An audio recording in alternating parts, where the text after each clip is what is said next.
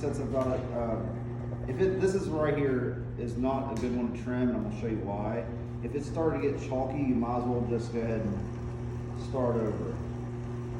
This is like right on the borderline. But the amount of force, you see that it's already starting to move. The amount of force to trim clay that dry is just not good. And it'll never stay centered, you'll never get like nice clean lines. This was thrown last week. Now this one on the other hand should be about perfect. So to get, the assignments are always for the best you can do. To get the best you can do, sometimes that means not suffering through something that's just going to give you trouble, but starting over. All right, so possibly oops. I just have trouble with this place. So you tap it in like that, or kind of find the high spots and just shift.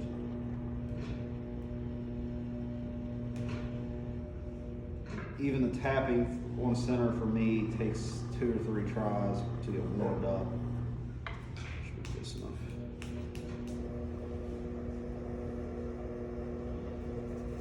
Keep these lugs kind of thin. And what was your name again? Stephanie and I were talking the other day because I saw her trimming all the way to the rim. That's a lot of the reason to go back and like clean it up a little bit and make it round how you want it and stuff like that, so you don't have to go all the way to the rim when you're trimming. Steadying it with my left hand and pushing kind of into the corner, sealing it up really well. All right, and then rechecking. And it's off center a little bit.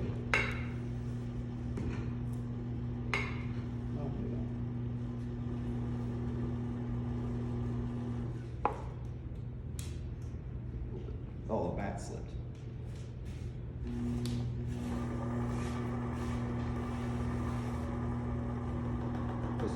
Alright.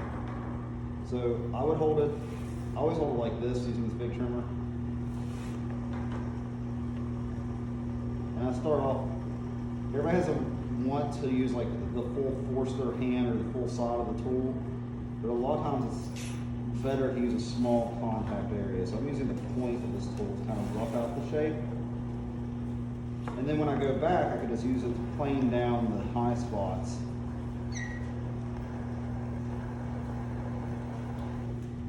Like that. So there's established the diameter of the foot.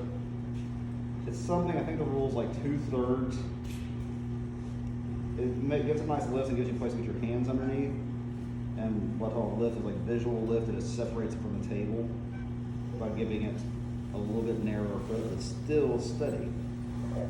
Now I felt the thickness before I started, so I know I could trim out nearly 1/4 of an inch from the middle.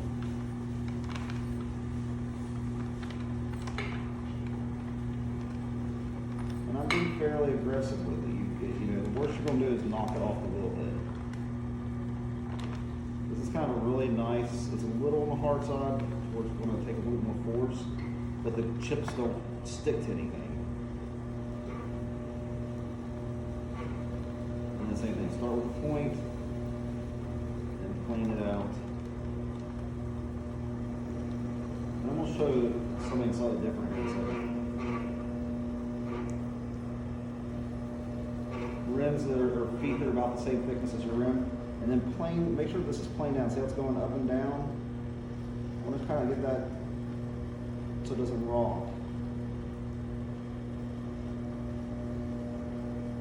There.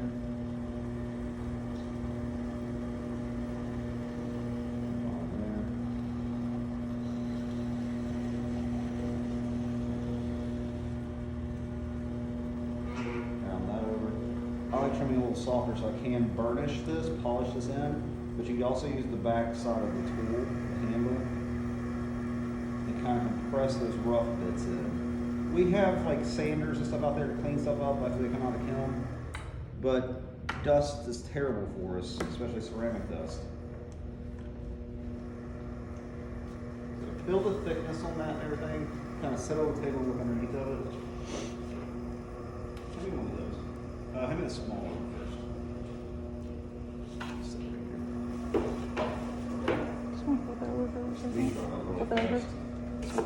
I threw those last week. Thank you.